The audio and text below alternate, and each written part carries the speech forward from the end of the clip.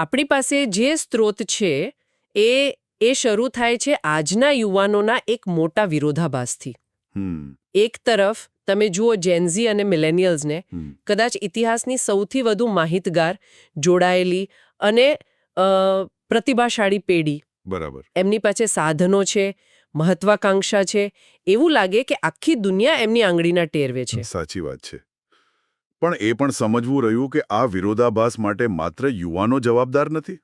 ઓહ, રસપ્રદ. જે સિસ્ટમમાં તેઓ કામ કરી રહ્યા છે, પેલી ગીગ ઇકોનોમી, સતત અપસ્કિલ કરવાનું દબાણ અને સોશિયલ મીડિયા પર સતત પોતાની જાતને એક બ્રાન્ડ તરીકે રજૂ કરવાની મજબૂરી.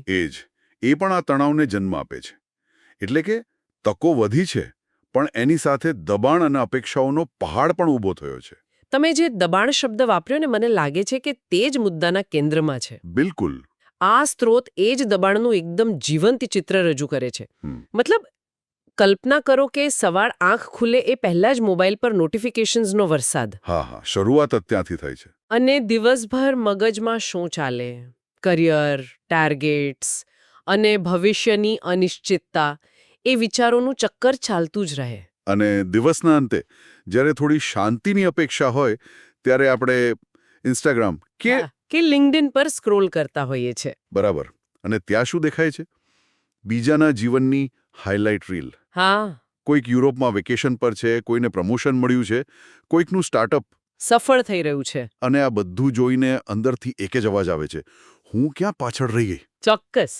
આ તો એવી વાત છે કે આપણે બધા આપણા જીવનની બિહાઇન્ડ ધ સીન્સ ફૂટેજને બીજાની ફાઇનલ મૂવી સાથે સરખાવીએ છીએ.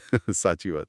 કોઈ પોતાની નિષ્ફળતાની, પોતાના ડરની કે મૂંઝવણની પોસ્ટ નથી મૂકતું. એટલે આપણને લાગે છે કે સિર્ફ આપણે જ સંઘર્ષ કરી રહ્યા છીએ. એટલે જ આ લખાણનું એક વાક્ય મને ખૂબ સ્પર્શી ગયું. કયું વાક્ય? બહારથી સ્માઇલ, પણ અંદરથી એન્ઝાઇટી. વાહ, ખૂબ જ સચોટ. અને આ જ આંતરિક સંઘર્ષને સમજવા માટે આપણી પાસે Pushtimarg, the souls anchor for the modern youth શીર્ષક ધરાવતું એક લખાણ છે. આપણો હેતુ એ સમજવાનો છે કે આ લખાણ મુજબ પુષ્ટિમાર્ગ જેવો પરંપરાગત માર્ગ આજના જટિલ પડકારોનો સામનો કરવા માટે કઈ રીતે મદદરૂપ થઈ શકે. બરાબર. અને સ્પષ્ટતા કરવી જરૂરી છે કે આ કોઈ ધાર્મિક પ્રવચન નથી. ના, જરાય નહીં. આ તો એક વિચાર છે જે આધુનિક મનની શાંતિની શોધ સાથે જોડાયેલો છે. મને આ સ્ત્રોતમાં જે વાત સૌથી વધુ રસપ્રદ લાગી તે એ છે કે તે સમસ્યાનું મૂળ કોઈ બહારની વસ્તુમાં નહીં, પણ આપણી પોતાની જ એક માનસિકતામાં શોધે છે. આ વિચાર જ થોડો અજુકતો લાગે નહીં? હા, કે આપણો સૌથી મોટો દુશ્મન આપણો જ કંટ્રોલ ફ્રીક સ્વભાવ છે. એ જ. અને આ વિચાર ખૂબ ઊંડો છે.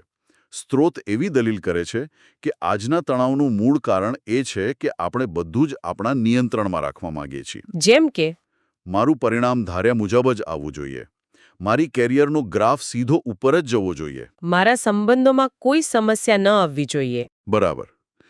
જીવનના દરેક પાસાને ઓપ્ટિમાઇઝ કરવાની, સંપૂર્ણ બનાવવાની આ જે દોડ છે તે જ આપણને થકવી દે છે. કારણ કે જીવન ક્યારેય આપણા પ્લાન મુજબ ચાલતું જ નથી. અનિશ્ચિતતા તો જીવનનો નિયમ છે, પણ આપણે એ સ્વીકારવા તૈયાર નથી. બિલકુલ. અને જ્યારે વાસ્તવિકતા આપણી અપેક્ષાઓ સાથે મેળ નથી ખાતી, ત્યારે શું થાય છે? નિરાશા, ભય, ચિંતા. હા, જો મને નોકરી ન મળી તો, જો મારો સંબંધ તૂટી ગયો તો, આ જે વોટ ઇફનો ખેલ છે તે માનસિક ઊર્જાને ચૂસી લે છે. આ લખાણ મુજબ આ નિયંત્રણની બ્રહ્માંડ જ આધુનિક ચિંતાનું કેન્દ્રબિંદુ છે. આપણે જીવનને જીવવાને બદલે તેને મેનેજ કરવાનો પ્રયાસ કરી રહ્યા છીએ. તો આ સતત નિયંત્રણ રાખવાની જે માનસિકતા છે તેની સામે આ સ્ત્રોત શું ઉપાય સૂચવે છે?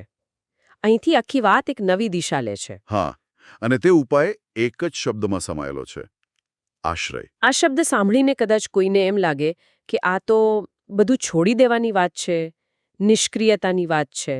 સાચું. પણ આ લખાણની સુંદરતા એ છે કે તે આશ્રયને એક ખૂબ જ સક્રિય અને મનોવૈજ્ઞાનિક દૃષ્ટિકોણથી રજૂ કરે છે. એ જ સમજવા જેવું છે. સ્ત્રોત સ્પષ્ટ કરે છે કે આશ્રયનો અર્થ એ નથી કે તમે મહેનત કરવાનું છોડી દો. ના, જરાય નહીં. એવું નથી કે પરીક્ષા હોય તો વાંચવાનું બંધ કરી દેવું. તેનો અર્થ છે તમારો શ્રેષ્ઠ આપો, 100% પ્રયત્ન કરો. પણ પરિણામની જે તીવ્ર ચિંતા છે, જે બોજ છે, તે શ્રીકૃષ્ણને સોંપી દો. બરાબર. અને આ મનોવૈજ્ઞાનિક રીતે બહુ શક્તિશાળી છે. આપણે જેને પરફોર્મન્સ એન્ઝાયટી કહીએ છીએ તેનું મૂળ કારણ શું છે? પરિણામનો ડર. એ જ. જ્યારે તમે પરિણામને સમીકરણમાંથી માનસિક રીતે બહાર કાઢી નાખો છો ત્યારે તમે એક ફ્લો સ્ટેટમાં કામ કરી શકો છો. તમારું સંપૂર્ણ ધ્યાન માત્ર કામ પર હોય છે, પરિણામ પર નહીં. એટલે આનાથી કાર્યક્ષમતા અને શાંતિ બંને વધે છે. ચોક્કસ. આ લખાણમાં એક વાક્ય છે જે આ ભાવને ખૂબ સુંદર રીતે વ્યક્ત કરે છે. જ્યારે તમને ખબર હોય કે મારો હાથ મારા ઠાકોરજીએ પકડ્યો છે ત્યારે કરિયરની રેસ પણ લાઇટર લાગે છે અને ફેલિયરનો ડર ઓછો થાય છે. વાહ! આ માત્ર શ્રદ્ધાની વાત નથી, આ એક મજબૂત મનોવૈજ્ઞાનિક આધારની વાત છે.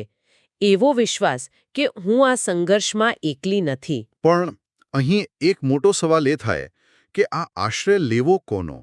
જો આપણે જે શક્તિનો આશરો લઈ રહ્યા છીએ તે આપણને સતત જજ કરતી હોય, આપણી ભૂલોનો હિસાબ રાખતી હોય, તો પછી એ આશ્રય પણ એક બોજ બની જાય.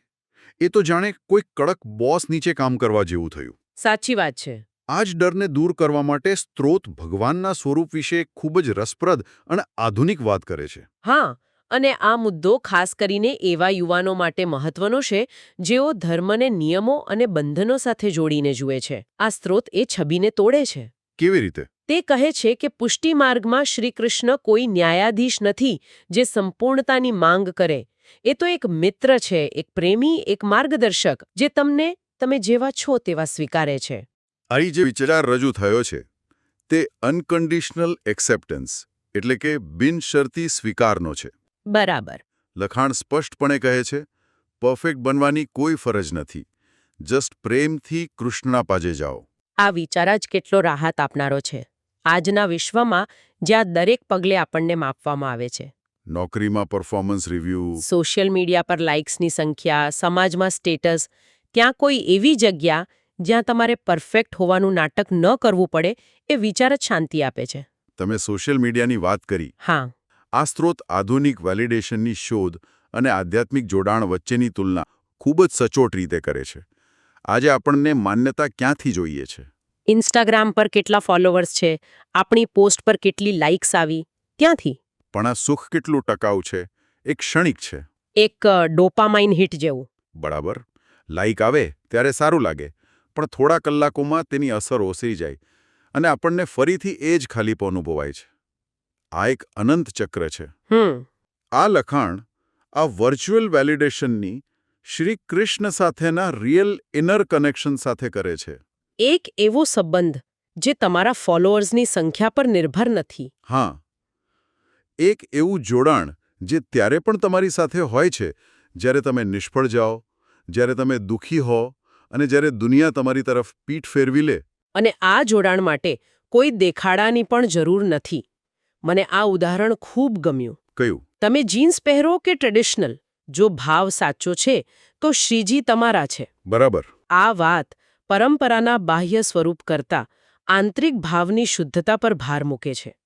આજના યુવાનો જેઓ અધિકૃતતા એટલે કે ઓથેન્ટિસિટીને ખૂબ મહત્વ આપે છે, તેમના માટે આ વિચાર વધુ સ્વીકાર્ય બની શકે છે. તે બંધન કરતા ધર્મને બદલે મુક્ત કરનાર આધ્યાત્મિકતાની વાત કરે છે.